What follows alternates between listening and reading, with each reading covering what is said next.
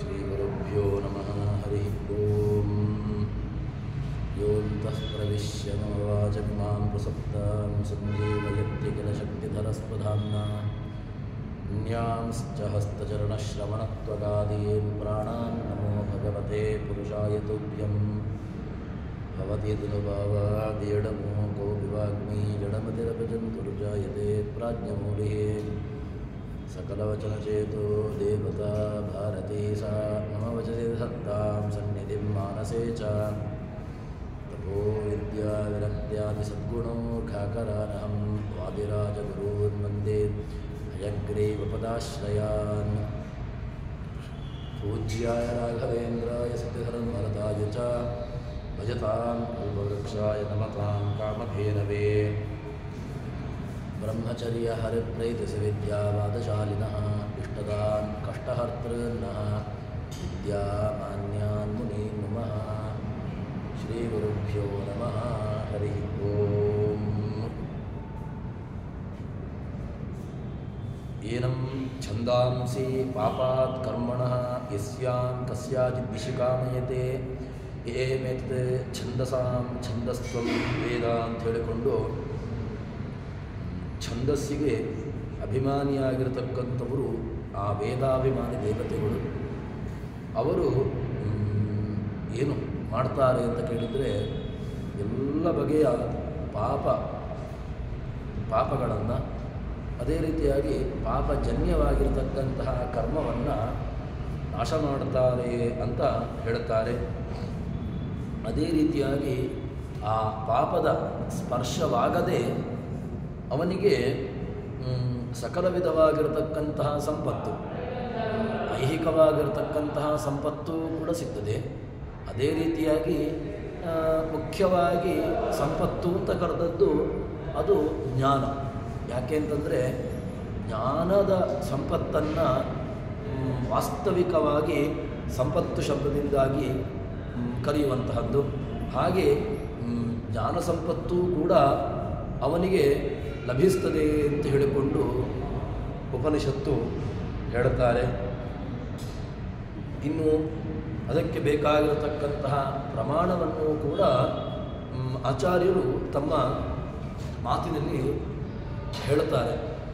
ಇದು ಆಚಾರ್ಯರ ಮಾತಲ್ಲ, ಅಂದರೆ ಆಚಾರ್ಯರು ಕೂಡ ಅವರು ತಮ್ಮ ಏನು ವೇದದಲ್ಲಿರತಕ್ಕಂತಹ ವಿಷಯಕ್ಕೆ ತಾವು ಹೇಳತಕ್ಕಂತಹ ಮಾತುಗಳಲ್ಲ. ಮತ್ತು ಯಾವುದೋ ಒಂದು ಪುರಾಣ ಗ್ರಂಥಗಳು, ಅದೇ ರೀತಿಯಾಗಿ ಸ್ಮೃತಿ ಗ್ರಂಥಗಳು, ಅದೇ ರೀತಿಯಾಗಿ ಬೇರೆ ಬೇರೆ ಕಡೆ ಇರತಕ್ಕಂತಹ ಗ್ರಂಥಗಳನ್ನು ತಾವು ಅಲ್ಲಿರತಕ್ಕಂತಹ ವಾಕ್ಯಗಳನ್ನು ಆಚಾರ್ಯರು ನಮಗೆ ಉದಾಹರಣೆಯಾಗಿ ನೀಡುತ್ತಾರೆ.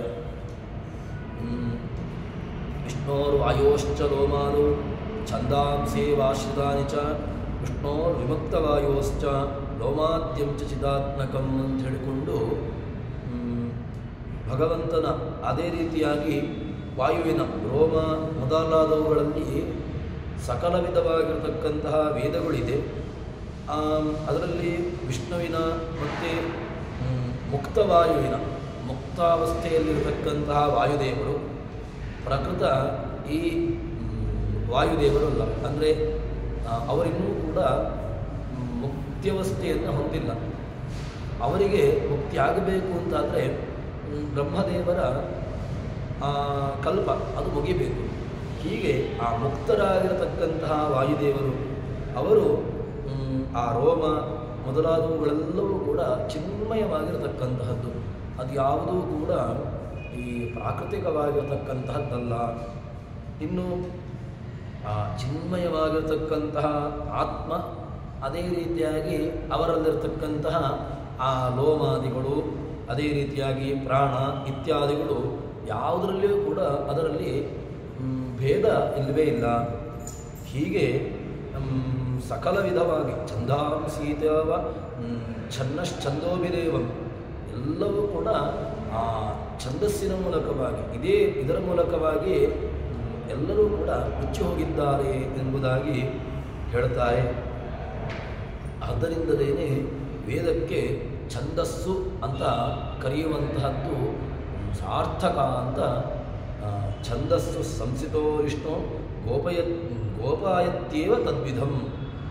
ಆದ್ದರಿಂದ ಛಂದಸ್ಸು ಎಂಬಂತಹ ಅರ್ಥ ಅದು ಸಾರ್ಥಕವಾಗಿರತಕ್ಕಂತಹದ್ದು, ಅದರಲ್ಲಿ ಯಾವುದೇ ರೀತಿಯಾಗಿರತಕ್ಕಂತಹ ಸಂಶಯ ಇಲ್ಲ ಅಂತ ಹೀಗೆ ಆಚಾರ್ಯರು ಅದಕ್ಕೆ ಬೇಕಾಗಿರತಕ್ಕಂತಹ ಐತರೇಯದ ಮಂತ್ರಕ್ಕೆ ಬೇರೆ ಕಡೆ ಬೇರೆ ಬೇರೆ ಪುರಾಣ ಗ್ರಂಥಗಳು ಆಕರ ಗ್ರಂಥಗಳನ್ನು ತಾವು ಅಲ್ಲಿರತಕ್ಕಂತಹ ಮಾತುಗಳನ್ನು ಉದಾಹರಣೆಯಾಗಿ ಹೇಳ್ತಾರೆ.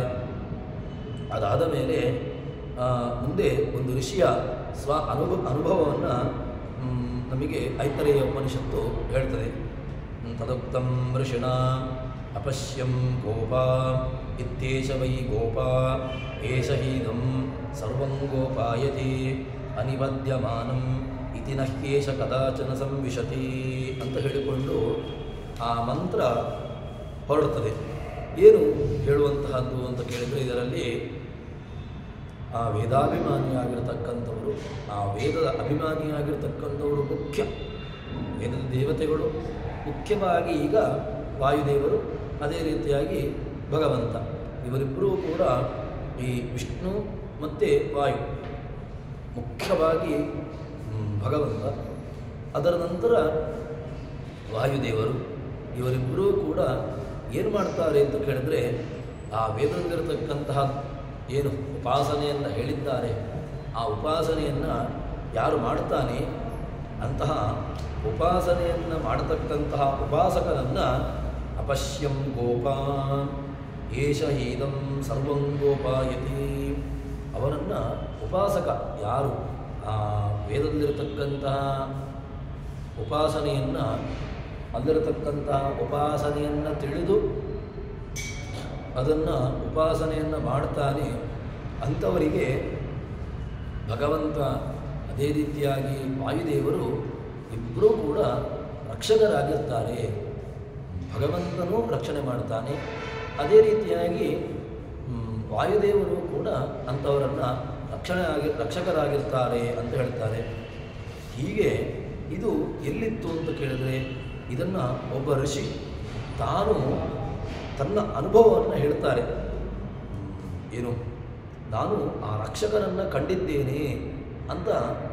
ಯಾರು ರಕ್ಷಕ ಅಂತ ಹೇಳಿದರೆ ಅದು ವಾಯುದೇವರು, ಅದಕ್ಕಿಂತ ಪರಮ ಮುಖ್ಯವಾಗಿರ್ತಕ್ಕಂಥವರು ಭಗವಂತ ಅಂತ ಹೇಳ್ತಾರೆ. ಅದಾದ ಮೇಲೆ ವೇದಜ್ಞರು, ಅವರು ಆ ವೇದಜ್ಞರು ಅಂತ ಹೇಳಿದ ಮೇಲೆ ಯಾವತ್ತೂ ಕೂಡ ತಾವು ತಮ್ಮ ಸ್ವಚಿತವಾಗಿರತಕ್ಕಂಥ ಕರ್ಮದಿಂದಾಗಿ ಅವರು ಭ್ರಷ್ಟರಾಗೋದಿಲ್ಲ. ಆದ್ದರಿಂದ ಏನಾಗ್ತದೆ ಅಂತ ಕೇಳಿದ್ರೆ, ಆ ವೇದಜ್ಞರನ್ನು ಯಾರು ಜ್ಞಾನಿಗಳಿದ್ದಾರೆ, ವೇದಜ್ಞರು, ಅದೇ ರೀತಿಯಾಗಿ ಅಲ್ಲಿರತಕ್ಕಂತಹ ಉಪಾಸನೆಯನ್ನು ಮಾಡತಕ್ಕಂಥವರು. ಕೇವಲ ವೇದವನ್ನು ತಿಳ್ಕೊಂಡ್ರೆ ಏನು ಉಪಯೋಗ ಏನೂ ಇಲ್ಲ. ಆ ವೇದದಲ್ಲಿರತಕ್ಕಂತಹ ವಿಚಾರವನ್ನು ತಾನು ಉಪಾಸನೆಯನ್ನು ಮಾಡಬೇಕು. ಆ ಉಪಾಸನೆಯನ್ನು ಮಾಡಿದರೆ ಅಂತಹ ಆ ವೇದಜ್ಞರನ್ನು ಅವರನ್ನು ರಕ್ಷಕರಾಗಿರ್ತಾನೆ ಭಗವಂತ ವಾಯುದೇವರು. ಮತ್ತು ಇನ್ನು ಹೇಳ್ತಾರೆ,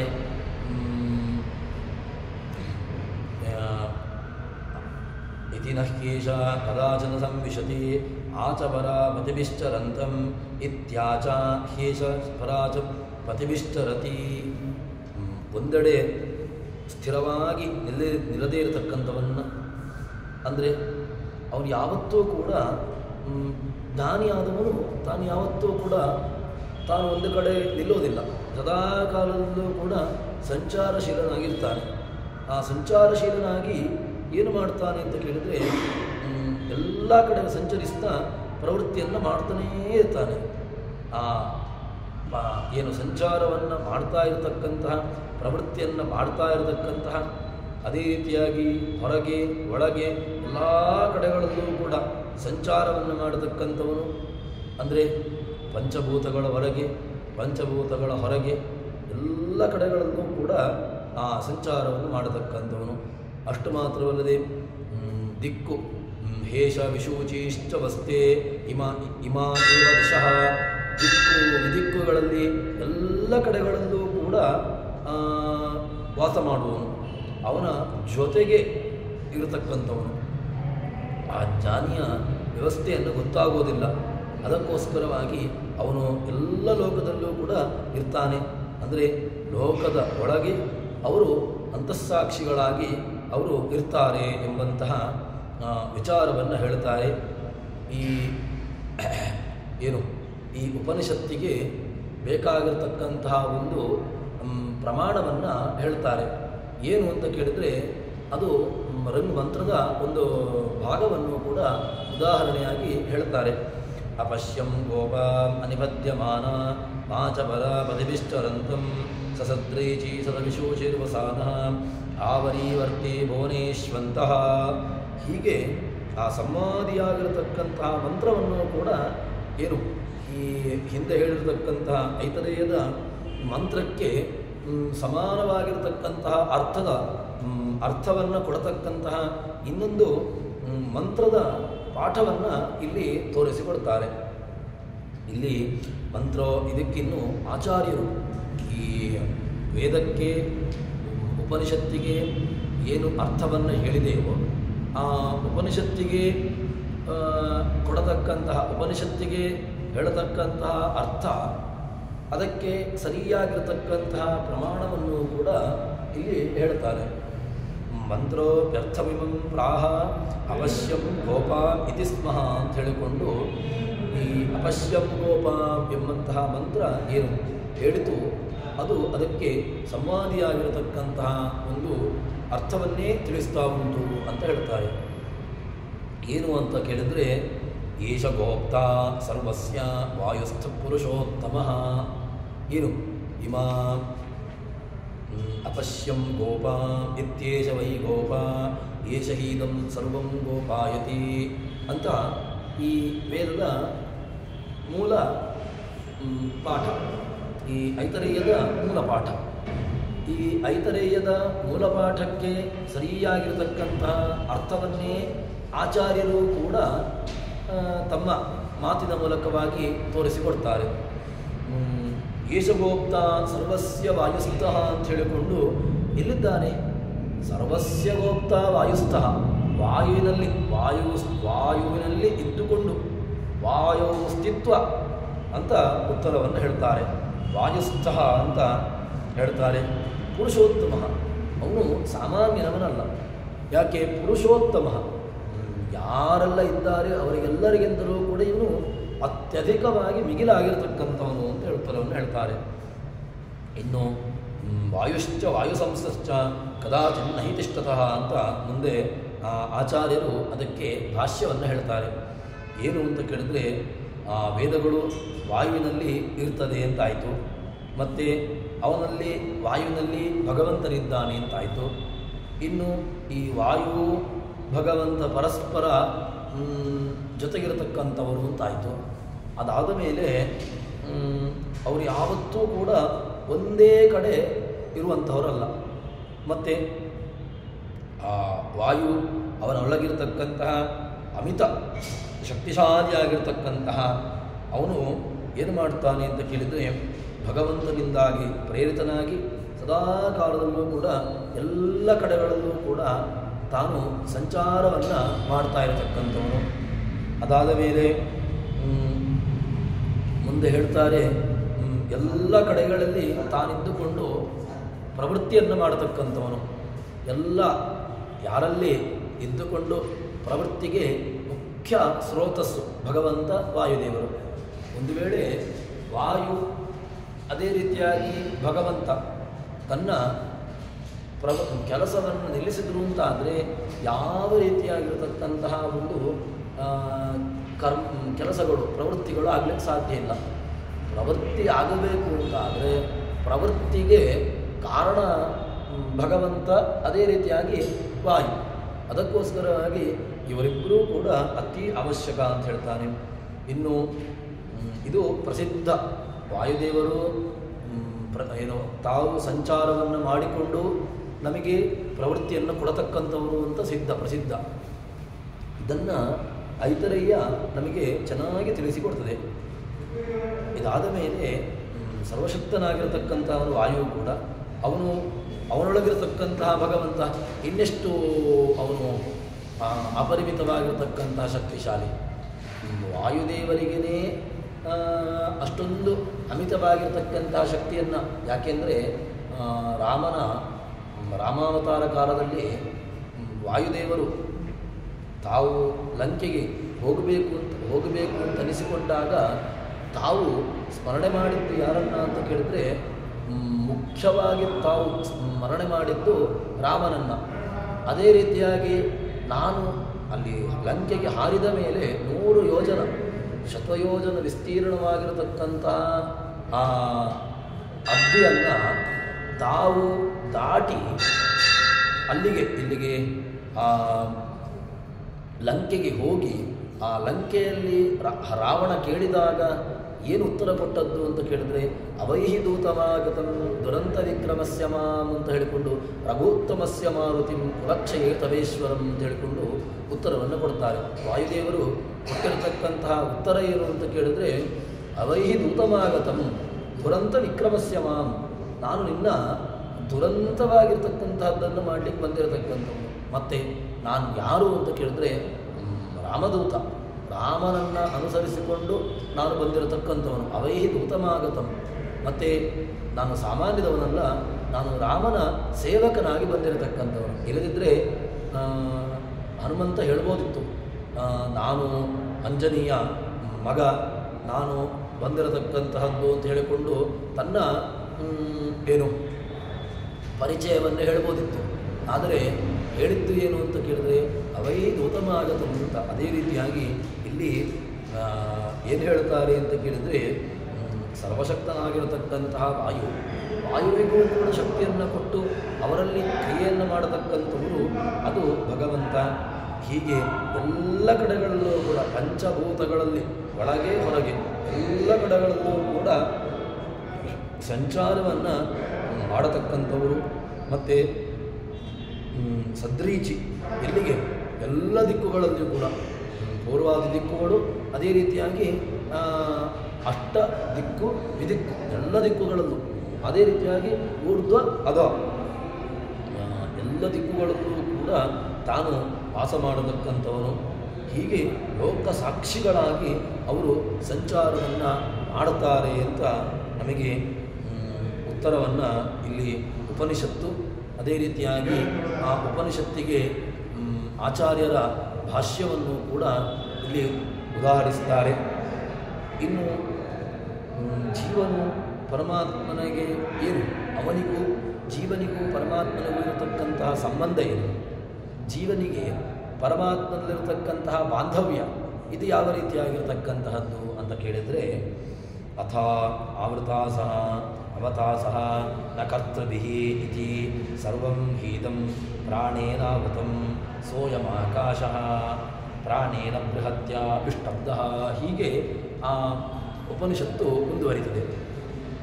ಏನು ಅಂತ ಕೇಳಿದರೆ ಈ ಎಲ್ಲ ಇದು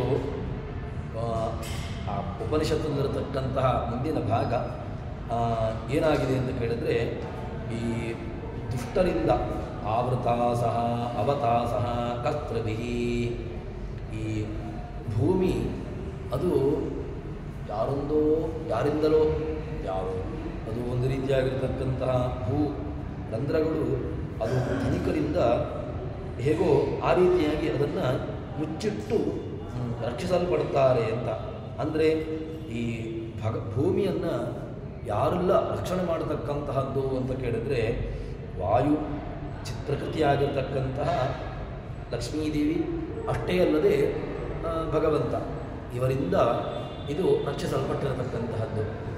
ಈ ಮೂರರಿಂದ ಒಂದು ವಾಯು, ಅಷ್ಟೇ ಅಲ್ಲದೆ ಚಿತ್ಪ್ರಕೃತಿಯಾಗಿರ್ತಕ್ಕಂತಹ ಯಾರು ಲಕ್ಷ್ಮೀದೇವಿ ಮತ್ತು ಭಗವಂತ, ಇಲ್ಲಿ ಮೂವರು ಕೂಡ ಈ ಚೇತನರು ಭಗವಂತನ ಹೊಟ್ಟೆಯಲ್ಲಿದೆ. ಯಾಕೆಂದರೆ ಭಗವಂತ ರಕ್ಷಣೆ ಮಾಡತಕ್ಕಂತಹದ್ದು ಸಮಸ್ತ ವಿಧವಾಗಿರತಕ್ಕಂತಹ ಜೀವರಾಶಿಗಳನ್ನು ಭಗವಂತ ರಕ್ಷಕ ಹೌದು. ಆದರೆ ಅವನು ಹೇಗೆ ರಕ್ಷಣೆ ಮಾಡುವಂತಹದ್ದು ಅಂತ ಕೇಳಿದರೆ ಎಲ್ಲ ವಿಧವಾಗಿರ್ತಕ್ಕಂತಹ ಜೀವರಾಶಿಗಳನ್ನು ತಾನು ಏನು ಸಾತ್ವಿಕ, ರಾಜಸ, ತಾಮಸ ಎಲ್ಲ ಜೀವರಾಶಿಗಳನ್ನು ಕೂಡ ಭಗವಂತ ರಕ್ಷಣೆ ಮಾಡತಕ್ಕಂಥವನು.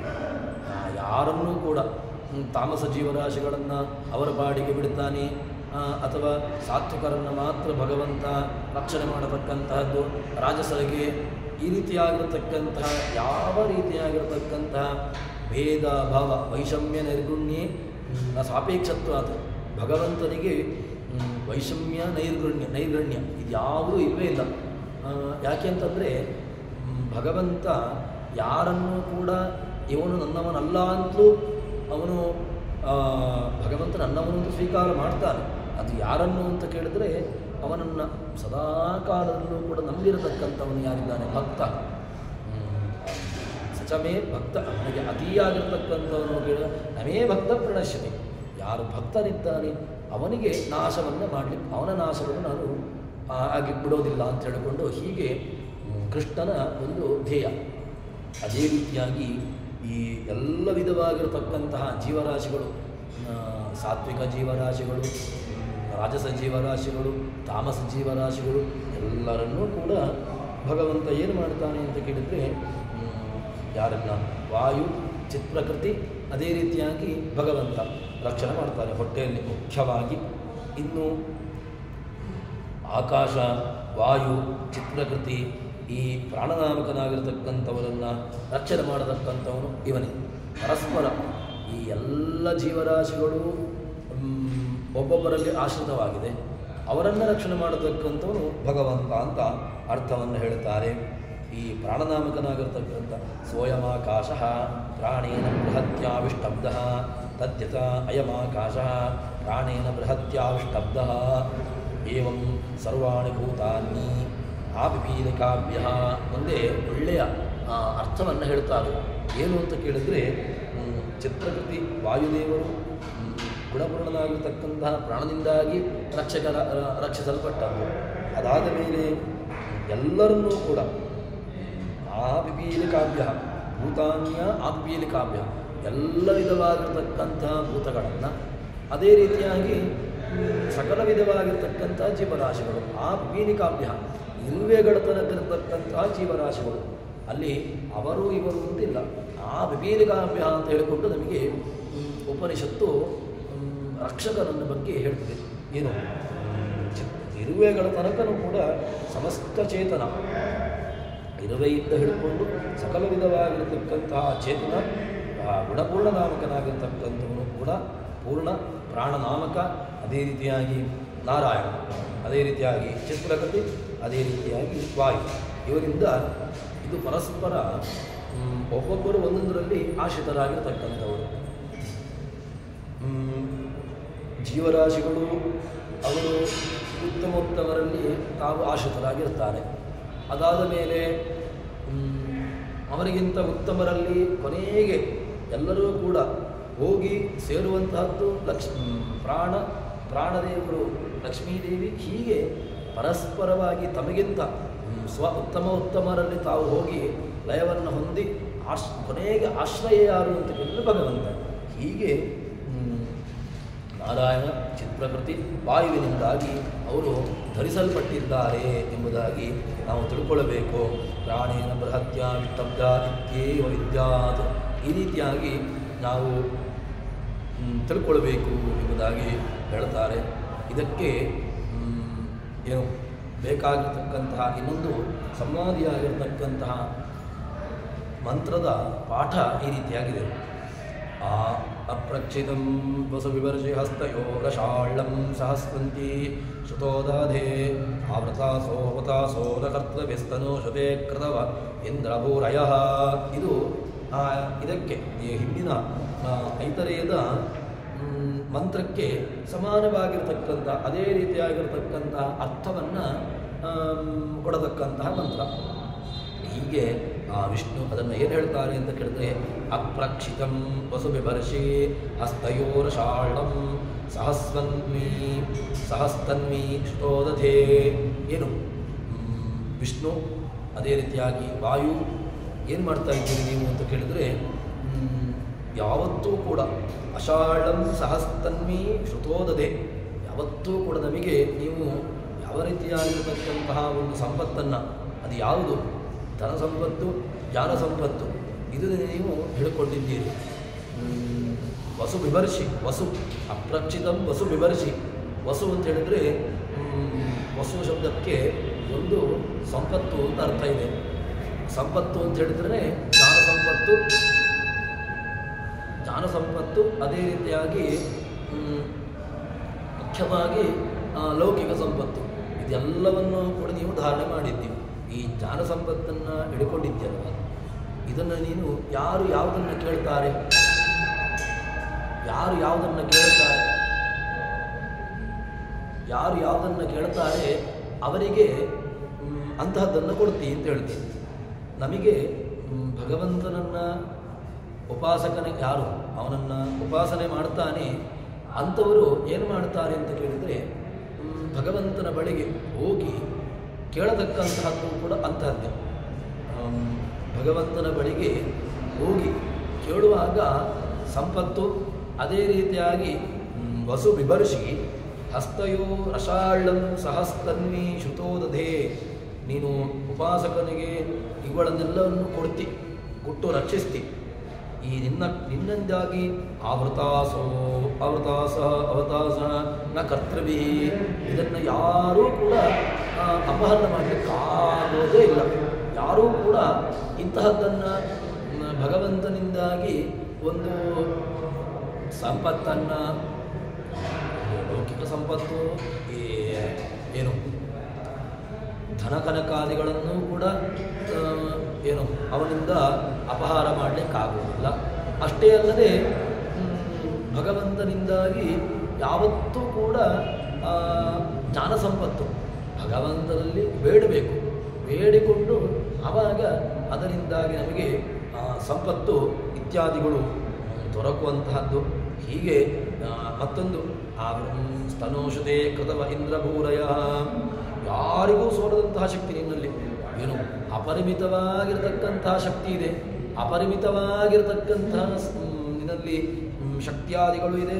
ಅಷ್ಟೇ ಅಲ್ಲದೆ ನಿನ್ನಲ್ಲಿ ಸಂಪತ್ತಿದೆ. ಅದೆಲ್ಲವನ್ನು ಕೂಡ ನಿನ್ನ ಶರೀರದಲ್ಲಿ ಧಾರಣೆ ಮಾಡಿದ್ದೀಯ. ಮತ್ತು ಇದು ಪ್ರಸಿದ್ಧವಾಗಿರತಕ್ಕಂತಹದ್ದು. ಹೇಗೆ ಅಂತ ಕೇಳಿದರೆ, ಒಳ್ಳೆಯ ಲೌಕಿಕವಾಗಿರತಕ್ಕಂತಹ ದೃಷ್ಟಾಂತವನ್ನು ಹೊಂದಿಕೊಡ್ತಾರೆ. ಏನು ಅಂತ ಕೇಳಿದರೆ, ಒಬ್ಬ ಧನಿಕ ಅವನೇನು ಮಾಡ್ತಾನೆ ಅಂತ ಕೇಳಿದರೆ, ತನ್ನ ಸಂಪತ್ತನ್ನು ರಕ್ಷಣೆ ಮಾಡಬೇಕು ಅಂತಾದರೆ ತಾನು ಗುಂಡಿಯನ್ನು ತೋಡಿ ತನ್ನ ಭೂಮಿಯ ಒಳಗೆ ಎಲ್ಲವನ್ನು ಕೂಡ ಸಂಪತ್ತನ್ನು ಶೇಖರಣೆ ಮಾಡಿ ಇಡ್ತಾನೆ. ಅದು ಈಗಿನ ಲೌಕಿಕ ವ್ಯವಸ್ಥೆಯನ್ನು ಇಟ್ಟುಕೊಂಡ್ರೆ ಏನು, ತಾನು ಯಾವುದೋ ವಾಮಮಾರ್ಗದಿಂದಾಗಿ ಮಾಡಿರತಕ್ಕಂತಹ ಸಂಪತ್ತು, ಆ ಸಂಪತ್ತು ಅದನ್ನು ಹೊರಗಿನ ವ್ಯವಸ್ಥೆಗೆ, ಜಗತ್ತಿಗೆ ಅದನ್ನು ತೋರಿಸಲಿಕ್ಕಾಗೋದಿಲ್ಲ. ಏನು ಮಾಡ್ತಾರೆ ಆವಾಗ, ತಾನು ಮನೆಯ ಒಳಗೆ ಅಥವಾ ಇನ್ನಿತರವಾಗಿರತಕ್ಕಂಥ ವ್ಯವಸ್ಥೆಯಲ್ಲಿ ಅದನ್ನು ಒಂದಷ್ಟು ಹಣವನ್ನು, ಸಂಪತ್ತನ್ನು ಶೇಖರಣೆ ಮಾಡಿಡ್ತಾನೆ.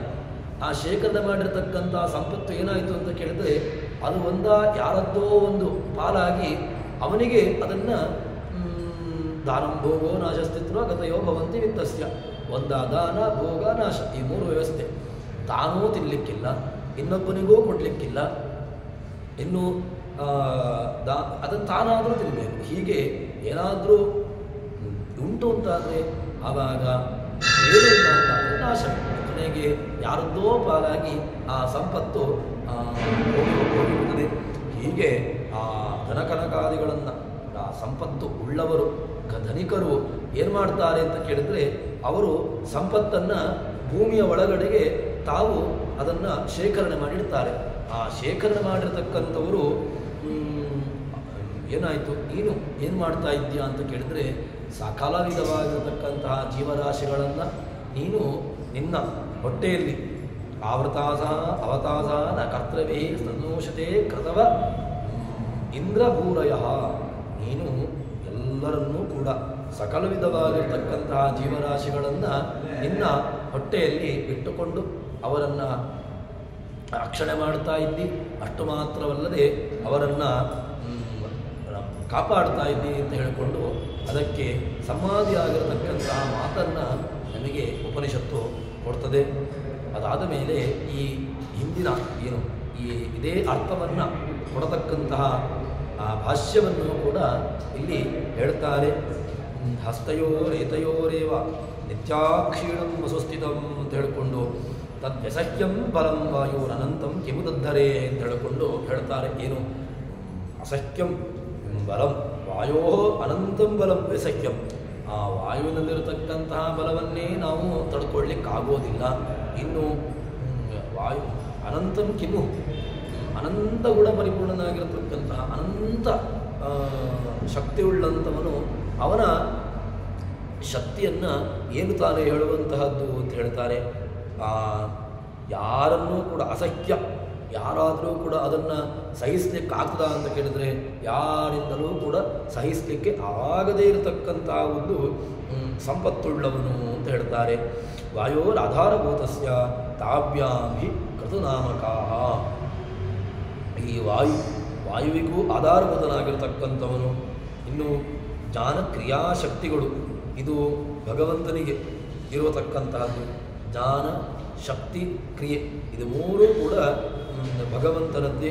ಜ್ಞಾನಶಕ್ತಿ, ಕ್ರಿಯಾಶಕ್ತಿ, ಇಚ್ಛಾಶಕ್ತಿ ಎಲ್ಲವೂ ಕೂಡ ಭಗವಂತನಲ್ಲಿರತಕ್ಕಂತಹದ್ದು. ಆದ್ದರಿಂದಾಗಿ ಅವನನ್ನು ಏನು ಕರೀತಾರೆ ಅಂತ ಕೇಳಿದರೆ ಕ್ರತು ಅಂತ ಕರೀತಾರೆ. ಮತ್ತು ಆವೃತ ಸರ್ವಜೀವಾ, ಎಲ್ಲ ವಿಧವಾಗಿರತಕ್ಕಂತಹ ಜೀವರಾಶಿಗಳು ಆವೃತರಾಗಿದ್ದಾರೆ. ಯಾರಿಂದ ಆವೃತರಾಗಿದ್ದಾರೆ? ಭಗವಂತನಿಂದಾಗಿ ಆವೃತರಾಗಿರತಕ್ಕಂಥವರು. ಇನ್ನು ಆಚ್ಛಾದ್ಯಂತೆ ವಿತ್ತವದ್ಭಿಃ ತಾಭ್ಯಾಮೇವ ಚೇತನಾಃ, ಯಥಾ ವಿತ್ತವದ್ಭಿಃ, ಯಾರಿಗೆ ಹಣ ಇದೆಯೋ ಸಂಪತ್ತಿದೆಯೋ ಅವರು ಹೇಗೆ ತಮ್ಮ ಸಂಪತ್ತನ್ನು ಆಚ್ಛಾದ್ಯಂತೆ, ಯಾರೋ ಇನ್ನೊಬ್ಬರು ನೋಡಬಾರದು ಅಂತ ಹೇಳಿಕೊಂಡು ತಮ್ಮ ಸಂಪತ್ತನ್ನು ರಕ್ಷಣೆ ಮಾಡ್ತಾನೆ, ಅದೇ ರೀತಿಯಾಗಿ ತಾಭ್ಯಾಮೇವ ಚೇತನ, ಅದೇ ರೀತಿಯಾಗಿ ಸಕಲ ವಿಧವಾಗಿರತಕ್ಕಂತಹ ಚೇತನರನ್ನು ಕೂಡ ಭಗವಂತ ತನ್ನ ಉದರದಲ್ಲಿಟ್ಟುಕೊಂಡು ರಕ್ಷಣೆ ಮಾಡ್ತಾ ಇದ್ದಾನೆ ಅಂತ ಹೇಳ್ತಾರೆ. ಆವೃತ ಮಹದಾಧ್ಯೀಸ್ತು ದೇಹೇ ತಿಷ್ಠಂತಿ ಚೇತಯೋ, ಚೇತನರನ್ನು ಮಹತ್ತತ್ವ ಅದಕ್ಕೆ ಒಂದಕ್ಕೊಂದು ಆವೃತವಾಗಿರ್ತಕ್ಕಂಥದ್ದನ್ನು ಹೇಳ್ತಾರೆ. ಯಾಕೆಂದರೆ ಭಗವಂತ ಸೃಷ್ಟಿಯ ಕ್ರಮವನ್ನು ಹೇಳುವಾಗ ಮಹತ್ತತ್ವ, ಅಹಂಕಾರತ್ವ, ಬುದ್ಧಿತತ್ವ, ಮನಸ್ತತ್ವ, ಹೀಗೆ ಮಹತ್ತತ್ವ ಈ ರೀತಿಯಾಗಿರತಕ್ಕಂತಹ ಒಂದು ವಿಚಾರವನ್ನು ಹೇಳ್ತಾ ಬರ್ತಾರೆ. ಸೃಷ್ಟಿಯ ಪ್ರಕ್ರಿಯೆ ಅದು ಒಂದು ರೀತಿಯಾಗಿರತಕ್ಕಂತಹ ಚೈನ್ ಸಿಸ್ಟಮ್. ಭಗವಂತ ಎಲ್ಲವನ್ನೂ ಕೂಡ ಇದ್ದಕ್ಕಿದ್ದಾಗೆ ಅವನು ಯಾವುದೋ ಒಂದು ವಸ್ತುವನ್ನು ಸೃಷ್ಟಿ ಮಾಡುವಂಥವನಲ್ಲ. ಹೀಗೆ ಅವನು ಸೃಷ್ಟಿಯನ್ನು ಮಾಡ್ತಾನೆ ಅಂತಾದರೆ ಅದಕ್ಕೆ ಒಂದು ರೀತಿಯಾಗಿರತಕ್ಕಂತಹ ಒಂದು ವ್ಯವಸ್ಥಿತವಾಗಿರ್ತಕ್ಕಂಥ ಸರಪಳಿಯನ್ನು ಇಟ್ಟುಕೊಳ್ತಾನೆ. ಭಗವಂತ ಈ ಮಹತ್ತತ್ವ, ಅಹಂಕಾರತತ್ವ, ಬುದ್ಧಿತತ್ವ, ಮನಸ್ತತ್ವ, ಅದೇ ರೀತಿಯಾಗಿ ಅದರಿಂದಾಗಿ ಇಡೀ ಜಗತ್ತು ಮತ್ತು ವಿಸ್ತೃತವಾಗಿ ಆಗತಕ್ಕಂತಹದ್ದು. ಹೀಗೆ ಭಗವಂತ ಎಲ್ಲವನ್ನೂ ಕೂಡ ಒಂದಕ್ಕೊಂದು ಮುಚ್ಚಿಟ್ಟು ಭಗವಂತ ಒಂದಕ್ಕೊಂದು, ಹೇಗೆ ತಾಯಿಯ ಗರ್ಭದಲ್ಲಿ ಮಗು ರಕ್ಷಿತವಾಗಿದೆ, ಮಗುವನ್ನು ತಾಯಿ ರಕ್ಷಣೆ ಮಾಡಲಿಕ್ಕೆ ಎಷ್ಟು ಸಾಮರ್ಥ್ಯ. ಮಗುವಿಗೆ ಕೇವಲ ಅಲ್ಲಿ ಏನಾಯಿತು ಅಂತ ಕೇಳಿದರೆ ಯಾವುದೋ ಒಂದು ಜೀವ ಅದು ತಾಯಿಯ ಗರ್ಭದಲ್ಲಿ ಪ್ರವೇಶ ಮಾಡಿತು. ತಾಯಿಯ ಗರ್ಭದಲ್ಲಿ ಪ್ರವೇಶ ಮಾಡಿದ ಮೇಲೆ ಲೌಕಿಕವಾಗಿರತಕ್ಕಂತಹ ವೈದ್ಯ ಏನು ಮಾಡ್ಬೋದು ಅಂತ ಹೇಳಿದರೆ ಮಗುವಿನ ಬೆಳವಣಿಗೆಯನ್ನು ಹೇಳ್ಬೋದಷ್ಟೇ ಹೊರತು ಮಗುವಿನ ರಕ್ಷಣೆಯನ್ನು ಅವನಿಗೆ ಮಾಡಲಿಕ್ಕೆ ಸಾಧ್ಯ ಇಲ್ಲ.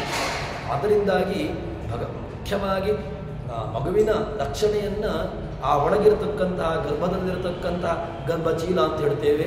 ಅದೇ ರೀತಿಯಾಗಿ ಆ ಗರ್ಭದಲ್ಲಿರತಕ್ಕಂತಹ ಏನು ನೀರು ಮೊದಲಾದಂತಹ ಗರ್ಭದಲ್ಲಿರತಕ್ಕಂತಹ ಒಂದು ವ್ಯವಸ್ಥಿತವಾಗಿರತಕ್ಕಂಥ ಒಂದು ನೀರಿರ್ತದೆ.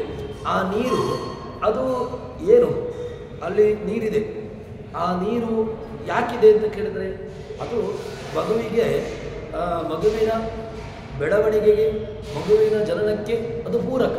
ಅದಕ್ಕೋಸ್ಕರವಾಗಿ ಭಗವಂತ ಏನು ಮಾಡ್ತಾನೆ ಅಂತ ಕೇಳಿದರೆ ಗರ್ಭಚೀಲದಲ್ಲಿ ವ್ಯವಸ್ಥಿತವಾಗಿ ತಾನು ಅಲ್ಲಿ ಇಂತಿಷ್ಟು ಪ್ರಮಾಣದಲ್ಲಿ ತಾನು ಆ ನೀರಿನ ಪ್ರಮಾಣವನ್ನು ಇಟ್ಟಿರ್ತಾನೆ. ಇದನ್ನು ಹೇಳ್ತಾರೆ. ದೇಹ ಅದೇ ರೀತಿಯಾಗಿ ಭಗವಂತ ಎಲ್ಲ ವಿಧವಾಗಿರ್ತಕ್ಕಂತಹ ಜೀವರಾಶಿಗಳನ್ನು ರಕ್ಷಣೆ ಮಾಡ್ತಾನೆ. ಮತ್ತು ಎಲ್ಲ ಜೀವರುಗಳು ಕೂಡ ಆಕಾಶವು ಎಲ್ಲರೂ ಕೂಡ ವಿಷ್ಟಬ್ದಾಶ್ಚೈವ ಸರ್ವೇಶಿ ಜೀವ ಆಕಾಶ ಇವ ಚ ಎಲ್ಲ ಜೀವರಾಶಿಗಳು ಆಕಾಶಗಳು ಕೂಡ ಭಗವಂತನಿಂದಾಗಿ ವಾಯುದೇವರಿಂದಾಗಿ ರಕ್ಷಿಸಲ್ಪಟ್ಟಿವೆ. ಮತ್ತು ಆ ವಾಯು ಚಿತ್ಪ್ರಕೃತಿ, ಅದೇ ರೀತಿಯಾಗಿ ಭಗವಂತ, ಇದು ಚೈನ್. ಅಲ್ಲಿಗೇನಾಯಿತು ಅಂತ ಕೇಳಿದರೆ ವಾಯು ಹೋಗಿ ಲಕ್ಷ್ಮೀದೇವಿ ಭಗವಂತ, ಈ ರೀತಿಯಾಗಿರ್ತಕ್ಕಂತಹ ಆಶ್ರಿತರಾಗಿದ್ದಾರೆ ಅಂತ ಹೇಳ್ತಾರೆ. ಅದಾದ ಮೇಲೆ ಬೃಹತ್ವಾತ್ ಬೃಹತೀತ್ಯೇವ ತಯೋರ್ನಾಮ ಪ್ರಕೀರ್ತಿತಂ. ಭಗವಂತನಿಗೆ ಅದೇ ರೀತಿಯಾಗಿ ವಾಯುದೇವರಿಗೆ ಬೃಹತಿ ಅಂತ ಹೆಸರಂತೆ. ಯಾಕೆ ಹೆಸರು ಅಂತ ಕೇಳಿದರೆ, ಬೃಹತಿ ಎಂಬುದು ಛಂದಸ್ಸು. ವಾಸ್ತವಿಕವಾಗಿ ಬೃಹತಿ ಅಂತ ಹೇಳಿದರೆ ಏನು, ಅಲ್ಲಿ ಉತ್ತರವನ್ನು ಆರಂಭದಲ್ಲಿ ಕೊಟ್ಟಿತ್ತು. ಬೃಹತಿ ಅಂತ ಹೇಳಿದರೆ ಯಾವುದು ಅಂತ ಕೇಳಿದರೆ, ಪಂಕ್ತಿರ್ ಅಜ್ಜ ಪ್ರಾಣೋ ಬೃಹತಿ, ಪ್ರಾಣಸ್ಥಾನೀಯವಾಗಿರ್ತಕ್ಕಂತಹದ್ದು ಬೃಹತಿ ಅಂತ. ಅದೇ ರೀತಿಯಾಗಿ ಇಲ್ಲಿ ವಾಯುದೇವರಿಗೂ ಅದೇ ರೀತಿಯಾಗಿ ಪ್ರಾಣನಿಗೂ ಇಬ್ಬರಿಗೂ ಕೂಡ ಬೃಹತಿ ಅಂತ ಹೆಸರು. ಬೃಹತ್ವಾತ್ ಬೃಹತಿ ಇತ್ಯ. ಯಾಕೆ ಅಂತ ಕೇಳಿದರೆ, ಇವರಿಬ್ಬರೂ ಕೂಡ ಭಗವಂತ ಗುಣಪೂರ್ಣ, ಅದಕ್ಕಿಂತ ಅಲ್ಪ ಗುಣ ಪೂರ್ಣನಾಗಿರತಕ್ಕಂಥವನು ಈ ವಾಯುದೇವರು ಅಂತ ಎಂಬುದಾಗಿ ಹೇಳ್ತಾರೆ. ಅದರಿಂದಾಗಿ ಅವರಿಬ್ಬರೂ ಕೂಡ ಬೃಹತಿ ಅಂತ ಹೇಳ್ತಾರೆ. ಇನ್ನು ಸರ್ವಪ್ರೇರಕತ್ವಾತ್ ವಾಯು ಕೇಶವಯೋ, ಪ್ರಾಣನಾಮ ಸರ್ವಪ್ರಣಯನಾಥ್, ಅವನಿಗೆ ಪ್ರಾಣ ಅಂತ ಹೆಸರು. ಯಾಕೆ ಅಂತ ಕೇಳಿದರೆ, ಪ್ರಣಯನಾಥ ಪ್ರಾಣ, ಎಲ್ಲರನ್ನೂ ಕೂಡ ಕೊಂಡು ಹೋಗ್ತಾನೆ. ಎಲ್ಲಿ ಕೊಂಡು ಹೋಗುವಂತಹದ್ದು ಅಂತ ಕೇಳಿದರೆ, ಒಂದು ಪ್ರೇರಕ, ನಮ್ಮ ಪ್ರವೃತ್ತಿಗಳಿಗೆ ಮೂಲ ಕಾರಣ. ಇಲ್ಲದಿದ್ದರೆ ನಮ್ಮ ಈ ಜೀವನ, ಈ ದೇಹದಲ್ಲಿ ನಮ್ಮ ವ್ಯವಸ್ಥೆ ಮುಗಿಯಿತು ಅಂತಾದರೆ ನಮ್ಮನ್ನು ಈ ದೇಹದಿಂದಾಗಿ ಕೊಂಡು ಹೋಗ್ತಾನೆ. ಆದ್ದರಿಂದಾಗಿಯೂ ಕೂಡ ಅವನನ್ನು ಪ್ರಾಣ ಅಂತ ಕರೀತಾರೆ. ವಿಶೇಷೇಣ ಬೃಹತ್ ಪ್ರಾಣ ಭಗವಾನ್ ತತ್ರ ಕೇಶವ ಅಂತ ಹೇಳಿಕೊಂಡು, ಹೀಗೆ ಪ್ರಾಣ ಅದೇ ರೀತಿಯಾಗಿ ಆ ಭಗವಂತನ ಮುಖ್ಯವಾಗಿರತಕ್ಕಂತಹ ವ್ಯವಸ್ಥೆಯನ್ನು, ಅವರ ನಾಮವನ್ನು ಸಮನ್ವಯ ಮಾಡುತ್ತಾರೆ. ಇನ್ನು ಮುಂದಿನ ಭಾಗವನ್ನು ಮುಂದಕ್ಕೆ ಸೇರಿದಾಗ ನೋಡೋಣ ಅಂತ ಹೇಳುವಲ್ಲಿ ಹರಿಪ್ರಿಯತಾಂ ಶ್ರೀಕೃಷ್ಣಾರ್ಪಿತಮಸ್ತು. ಯಸ್ಸರ್ವಗುಣ ಸಂಪೂರ್ಣ ಸರ್ವದೋಷ ವಿವರ್ಜಿತ ಪ್ರೇತಾಂ ಹೃದಯ ಬಾಲಂ ಶ್ರೀಕೃಷ್ಣಾರ್ಪಿತಮಸ್ತು.